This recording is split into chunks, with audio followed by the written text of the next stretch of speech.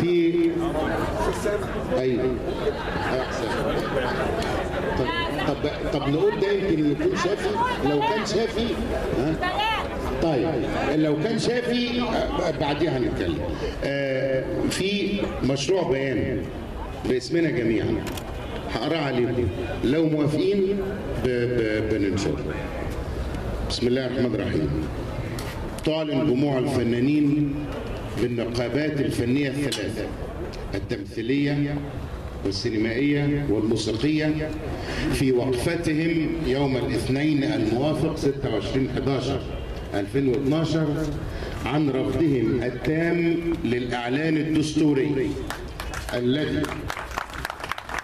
الذي أصدره رئيس الجمهورية بتاريخ 21/11/2012، والذي جاء مخيبا لآمال الشعب المصري نحو دولة ديمقراطية حديثة، ويكرس لحكم ديكتاتوري غير مسبوق، ويجهض كل الأهداف النبيلة لثورة 25 يناير والتي سال من أجلها دم الشهداء.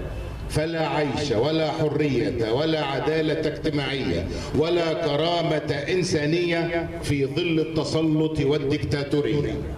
ويؤكدون جميعا على تضامنهم مع كافة القوى الوطنية الثورية في الدعوة إلى حشد جموع المصريين للمطالبة بإسقاط هذا الإعلان الدستوري، مع إعادة تشكيل الجمعية التأسيسية لوضع الدستور بما يضمن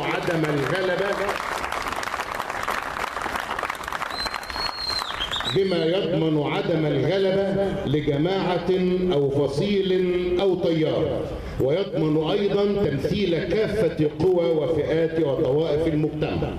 كما تعلن جموع الفنانين أنها منضمة في جميع ميادين مصر بالتظاهر والاعتصام مع القوى الوطنية المصرية إلى أن يسقط هذا الإعلان الدستوري وتتحقق كل مطالبنا. عاشت مصر حرة وعاش كفاح شعبها العظيم.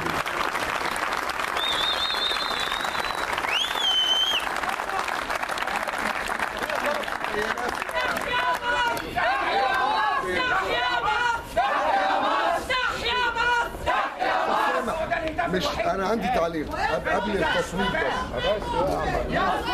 بس.